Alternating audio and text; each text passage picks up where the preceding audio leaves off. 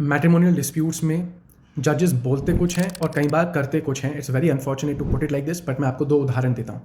अभी कुछ महीने पहले काफ़ी सारा न्यूज़ में रिपोर्ट्स आई थी, supreme court says how can you record calls of your wife. ये ऑब्जर्वेशन थी कोर्ट की जो सुप्रीम कोर्ट ने ओपन कोर्ट में बोला. उसको रिपोर्ट किया गया हर जगह और फिर हस्बैंड्स एंड वाइफ्स भाई चीखने लग गए. हस्बैंड कह रहे हैं कैसे नहीं रिकॉर्ड करें, कैसे अपने आप को सेव करें. वाइफ्स कह रही है अब देखो बच्चों तुम्हारे प्रूफ का क्या होगा, कुछ भी नहीं कर सकते.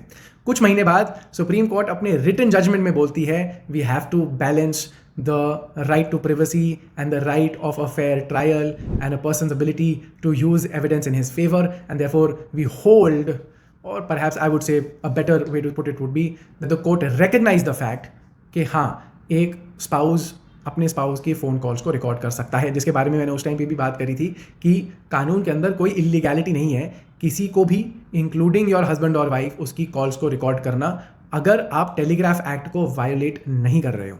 एनीवेज, एक दूसरा आपको मैं एग्जांपल देता हूँ. कितनी बार मुझको हस्बैंड्स ने क्लाइंट कंसल्टेशंस में बोला है कि जज सब कुछ देख रहा है. जज ने वाइफ को ओरली बोला देखो जी मैं समझ रहा हूँ तुम्हारा ये झूठा केस है पूरा. जज कहता है मुझे दिख रहा है कि तुम यहाँ पे क्या ये ड्रामा कर रही हो. जज ने बोला है कि हाँ जी मिस्टर XYZ मुझे साफ साफ दिख रहा है कि आपके केस के अंदर ये क्या चल रहा है, तो आप चिंता मत करो. एंड आदमी बड़ा खुश, अरे वाह. And I will say this 9 times out of 10 या तो एक अनफॉर्चुनेट सिचुएशन यही होती है कि जज साहब चेंज हो गए, या फिर at the end of the day जज साहब के लिए ऑन मोस्ट डेज आप भूलिए मत अ जज डज बिटवीन 50 से 100 केस एक दिन के. आपका केस रोज़ का तो चलता नहीं है, आपका नंबर आता है 1 या 2 या 3 या 4 महीने के बाद.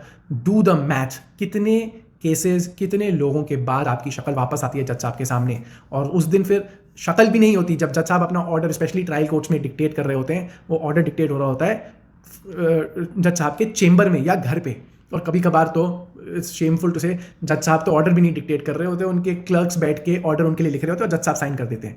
इस सिचुएशन में how much can you expect कि आपको जस्टिस मिलेगा, क्योंकि जज साहब को आपकी शक्ल पे और आपकी बीवी की शक्ल पे दिख रहा है कि क्या अन्याय हो रहा है आपके साथ.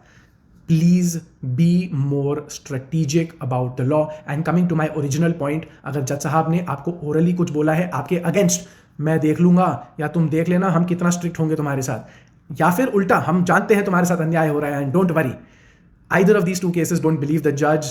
Be strategic about your case and take necessary steps.